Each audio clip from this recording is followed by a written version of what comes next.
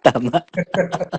Tama, kasi yung statement niya nga kanina, yung kinoment ko, sabi ko, naghahanap ng karamay yan na magagalit para sa'yo. Hmm. Ginagalit niya yung mga kapatid diyaan para mag-impute siya ng masama sa isip ng ibang kapatid na nandyan na magalit sa'yo. Na Exact. personally, hindi ka naman nila kilala dahil syempre, ang kine-claim na lang niya ngayon, mga bago eh. 'Di ba? Hmm. Sabi nga niya, kahit 30 years, 40 years pa kayo diyan, eh hindi ka naman naging matatag dahil Hmm. nga umexit ka. Ngayon, mas matatag pa, mas matibay pa pala sa iyo tong bago, isang taon pa lang. Paano mo nasukat na matibay yan, eh, isang taon pa lang, tapos ito, 40 years na to 30 years, sasabihin mo hindi naging matibay, eh tumagal yan ng ganyan. Common sense. Hmm. Common sense. Sentido komon. Hmm. So, dahil sa sobrang gigil niya, nadadala siya, nawawala siya sa focus ng common sense. Itong mga pinagsasabi niya, itong pinakita ko, yung pinlay kong video, kitang-kita mo na nanggigigil siya sa galit eh. Biro mo, saan ka nakakita ng mga ngaral ng Diyos na sasabihin mong normal lang yung pagka meron kang nakita na kasalubong, kumukulo yung dugo mo. Siya yun. Siya yun. Yun nga ang gusto niyang i-impute sa mga member niya, pakuluin yung dugo pag may nakita. Talaga, paano mo Pag masasabi nakita na si Badong, pag-ibig kayo? Eh, ganun pala ang ibibigay mo sa isip itatanim mo sa isip ng miyembro mo na pakuluin yung dugo.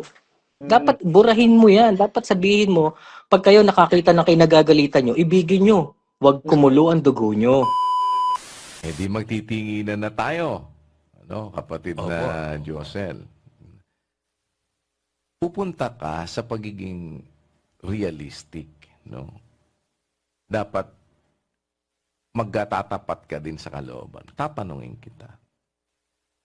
Totoo ba na pagka ikaw may nakikita kung minsan, kapatid na Josel, kumukulo ang dugo mo? Opo. Opo. Huwag ka magpapaka-ipokrito. Totoo po yung... Ikaw, Brad Rodel, ano? Lahat ba ng nakikita mo, pag nakita mo, natutuwa ka? Hindi po, kuya. Yun po ang realidad. Ang reality, meron talaga pagka nakita mo, lalo na kasi nga, alam mo may hindi tama, Opo. no? Dapat maisip mo yun. Ikaw ba, kung halimbawa, pinalagay mong hintil at maniningil ng buwis, matutuwa ka ba ng pinuntahan mo? Ayaw kilalanin yung kasalanan. Ano? Opo. Di natututo. Hmm. Tapos, nagsama ka 2-3 saksi, hindi pa rin kinilala yung kasalanan. Matutuwa ka ba? Hindi po. Dinala na sa iglesia, Brad Rodel. Hindi pa rin kinikilala yung kasalanan. Matutuwa ka ba? Hindi po, kuya. Kaya nga, ipalagay mo tulad sa hintil at maniningil ng buwis. Ano ibig sabihin? Huwag mong gayahin. Di ba? Opo. O ano ngayon na nakapaloob doon? Paanong yun ay nakapag-udyok sa'yo ng mabuting gawa? Hindi ba ang utos mabuti? Opo, kuya. Kailan mo masasabi na ikaw ay naudyukan ng isang bagay na gumawa ng mabuti kung ang naging aksyon mo sa anuman yan na nakita mo ay ang pagsunod sa utos na mabuti. Amen. Kaya, makakita ka man ng nakapagpapakulo ng dugo mo, kapatid na Rodel, na totoo naman. Opo. Huwag ka lang magpapaka-ipokrito, talagang may makikita ka kung minsan dahil alam mong hindi tama ang ginagawa eh. Opo. Alam mong masamang tao Opo. na ginawan mo na ng lahat ng mabuti, masama ka pa rin. O kaya, yung trabaho nila sa'yo ipapasa, ibibintang sa'yo. O pag nakita mo ba kaya yun, kapatid na Rodel, ano ang damdamin mo? Magpakatotoo ka lang. Ay talaga Magpakatotoo ka lang. Nakakita ka ng walang ginawa, may makasalubong ka na makikita mo na walang ginawa kung hindi paninira, walang ginawa kung hindi magsalita ng masama. Wala kang talagang kumbaga sa madaling salita, salbahin ng kapitbahay mo. Opo. Eh di babalik ka saan? Oh. Reality yon, Brad Rodel. Opo. O ngayon, ano ang gagawin mo? Di dun pumapasok ngayon yung pagpapalagay mo. Ano palagay mo? Mabuti ba siya o masama? Masama po. O, kung ang palagay mo masama, huwag mong tularan yung masama. Nakagawa ka ng mabuti. Amen, kuya. Amen. O ano ibig sabihin? Kahit pa yung nakikita mo nakapagpapakulo ng dugo mo, dapat ang maiudyok nun sa'yo, kapatid na Rodel, ay ang paggawa ng mabuti. Shoutouts kay Sis Criselda, anniversary niya. Happy anniversary. Yeah. Anniversary sa Pag-exit. Sa pag-exit, happy anniversary po si Chris Reyes. 1 taon na. Merong nag-inform sa akin na naglilipat na daw ng mas maliit na lokal ngayon, ang lokal ng Sydney. Hindi na nila kayang i-sustain yung expenses sa current na lokal. Dito rin may nag-inform din sa akin eh. Ang sabi, bro, tinatanong na ngayon yung abuloy namin kung magkano, pero wag isusulat. Tapos, pumunta ako sa ibang lokal, nagtanong ako, babae naman tinanong ko, parehas din. At ang sabi pa nga niya, nagkaroon kami ng 2 beses na tulungan para sa lokal na bibilhin, di umano, parang yung nangyari sa amin, yung 16,000, di ba? Sabi ko. Ngayon, yung isang lokal ganun din. At ang sabi niya, para magkaroon ng maire-report sa mga kapatid, kumuha nga ng commercialized area na lokal. At ang biyahe is 1 hour away from that city. So sabi ko, hindi na yan lokal ng ganito. Lokal na yan ng ganyan. Kasi hindi na yan isang oras ang biyahe. Tapos majority ng mga kapatid nandun sa original na city na to. Tapos lumipat kayo ng 1 hour away drive para lang maipakita nyo, sasabihin nyo na, eto pala nakuha na yung lokal. Without the report kung magkano yung collection, magkano yung nakuhang lokal, etc., etc., etc. Yun yung sa kanila. Sabi ko, pahihirapan pa kayo ngayon dahil babiyahe kayo ng 1 oras. Ang road condition dito, hindi naman ganun kadali. Lalo na't ngayong season.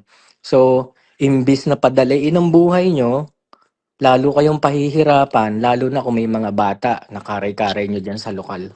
Kaya sabi ko, ibang klase rin para lang masabi. Kasi siguro, kinukulit na rin sila ng mga ibang kapatid na merong lokal na kukunin, ganito, ganyan. O di, for the second time around na nag-present uli sila na may kukunin, at yung unang collection nila na dapat na una nilang kukunin, nawala din daw. Sabi ko, parehas yung pattern dito sa Saskatoon.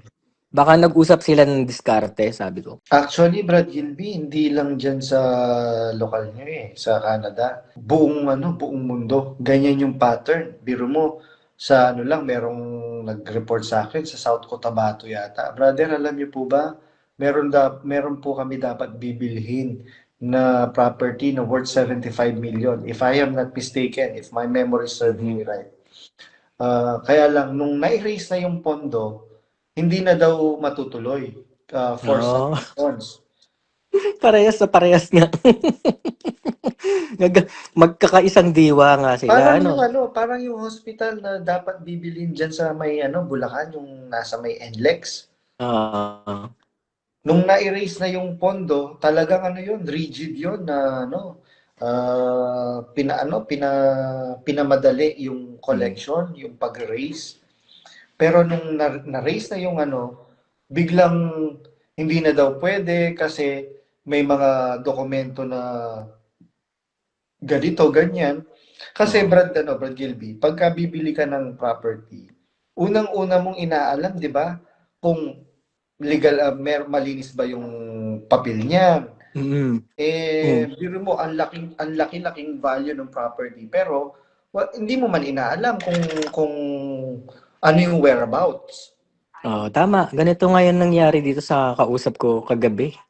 Usap ko siya kagabi, yun nga yung ano niya kasi nag-confirm ako sa kanya na ganyan din ba sa inyo? Kasi sa ganitong province na nandito sa kabila, ganyan ang sabi. Opo, ganyan din. Oo. Tapos inopen up nga niya yung tungkol dyan sa pagkuha ng lokal na hindi naman niya alam kung ano yung nangyari sa lokal namin. Mhm. Sabi ko, parehas na parehas. Kasi ano Meron eh, silang pattern, no? oo, kasi iba ang diskarte ni Mael eh. Siguro kung ang diskarte ni Mael, yung may mga crisis na nabubuo sa loob ng iglesia, yung umiiyak siya, yung na-demanda siya ng ganito, kailangan kong makulong, ganun. Dati naging effective yung kasi, Mm. 'di ba? Sa mga konting iyak, konting ganito, siya hindi, matapang siya eh. Matapang siya. Kaya iba ang talent ni nung Chuhin kaysa ni Mael. Oo, hindi siya Oo, effective. Kumbaga. oo, tama. Ah, Kaya ganyan, pero ganyan ano, ang nangyari. mm, Mm. pero effective siya in some ways. Kagaya nung ano, na nagiging effective yung ginagawa niya for the brethren to exit. Tama. Tama, kasi yung statement niya nga kanina yung kinoment ko, sabi ko, naghahanap ng karamay yan na magagalit para sa'yo. Mm. Ginagalit niya yung mga kapatid diyan para mag-impute siya ng masama sa isip ng ibang kapatid na nandiyan na magalit sa'yo. Na Exactly. personally, hindi ka naman nila kilala dahil syempre ang kine-claim na lang niya ngayon mga bago eh. 'Di ba? Mm. Sabi nga niya, kahit 30 years, 40 years pa kayo diyan, hindi ka naman naging matatag dahil Mm. nga umexit ka. Ngayon, mas matibay pa pala sa tong bago, isang taon pa lang. Paano mo nasukat na matibay yan, isang taon pa lang, tapos ito, 40 years na to 30 years, sasabihin mo hindi naging matibay, tumagal yan ng ganyan, common sense. Mm. Common sense. Sentido komon. Mm. So, dahil sa sobrang gigil niya, nadadala siya, nawawala siya sa focus ng common sense. Mm. Ganun lang yun. Mm. Correct. Actually, itong mga pinagsasabi niya, itong pinakita ko, yung pinlay kong video, kitang-kita mo na nanggigigil siya sa galit eh. Biro mo, saan ka nakakita ng mga ngaral ng Diyos na sasabihin mong normal lang yung ano, pagka meron kang nakita, nakasalubong, kumukulo yung dugo mo. Siya yun. Siya yun. Yun nga ang gusto niyang i-impute sa mga member niya, pakuluin yung dugo pag may nakita. Talaga, paano mo Pag masasabi nakita na si Badong, pag-ibig kayo? Ganun pala ang ibibigay mo sa isip itatanim mo sa isip ng miyembro mo na pakuluin yung dugo. mm, Dapat burahin mo yan. Dapat sabihin mo, pag kayo nakakita na kayo nagagalitan nyo, ibigin nyo. Huwag mm, kumulo ang dugo nyo. correct. Kasi, syempre, mahirap matulog. O kaya, malubugan ka ng araw na ganyan ang nararamdaman mo, kumukulo yung dugo mo. Exactly. Actually, baligtad na baligtad sila ng Panginoong Jesucristo eh. Si San Pedro, dahil sa kanyang matinding pagmamahal sa Panginoong Jesucristo, nung dadakpin na yung kanyang Panginoon, yung ating Panginoong Jesus, sa hardin ng Getsemania, talagang ano, initial reaction niya ipagtanggol yung kanyang Panginoon, yung kanyang guro. Mm. Kinuha niya kaagad yung ano, yung tabak ni Malco na general nung mga dadakip sa Panginoong Jesucristo. Tinagpas yung kanyang tenga. Anong sabi nung Panginoong Jesucristo? Tama yung ginawa mo, Pedro. Hindi ganun eh. Sabi niya, Mhm. isauli mo ang tabak sa kanyang kinalalagyan sapagkat ang nabubuhay sa tabak mamamatay. Kaya, lahat ng sinasabi niya, boomerang sa kanya. Oo. Ano nga eh. Alam mo, nakakaawa lang talaga yung mga naiwan dyan. Ako, ayun ang ano namin, magalit kayo sa amin, isumpa nyo kami, pero kami naaawa sa inyo. Naawa kami sa inyo sa naiwan dyan. Kung alam nyo lang talaga. Kung alam nyo lang. Kung Sa alam lang harap. nila yung hiwaga sa ilalim ng lamesa, no? Oo, mamaya ano bang ginagawa? Nagmamasahe? Ano bang minamasahe sa ilalim ng mesa? Di ba? Stop na. Oh, ikaw talaga. Sabi ko sa'yo, wag mong Oh. Sige, papasok na ako, babalik na ako sa trabaho. Baka andito sa ilalim ng mesa yung ito, ilalim ng mesa. Di ba? Sige, bye-bye na. Ayan.